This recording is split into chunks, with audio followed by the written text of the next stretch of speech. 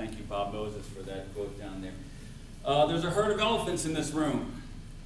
Actually, I think that's probably bad news. I didn't mean it like that. I didn't mean it like that. But there are a lot of challenges regarding this transition to the Common Core. And as a district person, I worry a lot about them. I'm right here in the room and no one even acknowledges me. But we're going to talk about the challenges and eventually we'll get the solutions. But what I want to do is I want to talk about sort of where we are and why we're here right now. So in terms of our national data, we've heard the 25th thing for going on 3 years now.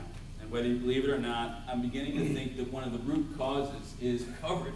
We're all about coverage, mile wide, inch deep, whereas leading countries are about what? Depth. Okay, so that blows me away right there.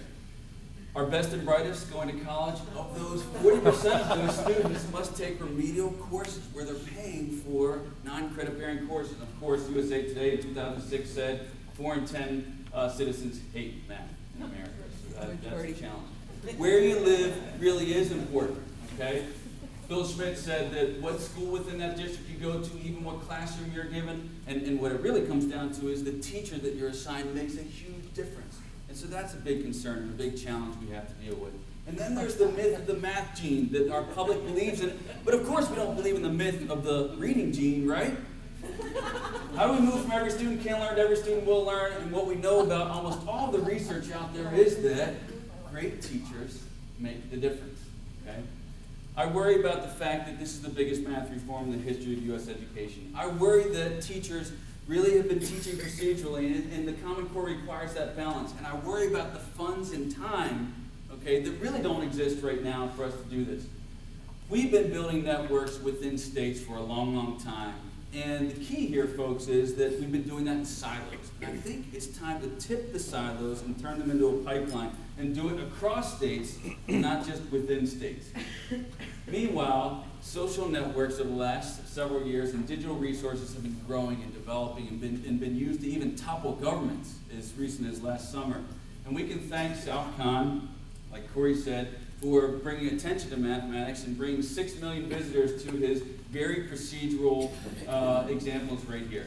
Okay? We do need procedures, but we also need understanding behind that. I think South Con is probably locked up 25th in the world. I think we have that locked because that's the kind of teaching that's going on at best in many schools. And this is where I take a breath here. So let's talk about solutions. And we call this the Core Challenge, and there is a sort of a beta version of a website. If you have a smartphone, you can get it if you're sitting like right here, and that's it.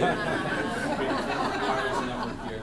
Let's talk about it. What if we built an active sharing learning community composed of a group of us like this? Well, we actually did this in Maryland, and we did it with a small group of people, and we asked them for their one really good idea related to maybe a conceptual learning object that would help illuminate some of the Common Core state standards, that would hopefully deepen teacher and student understanding in a just-in-time teacher development way, using maybe a 5 to 8 minute sort of video clip. Maybe we could call it the Conceptual Academy, right?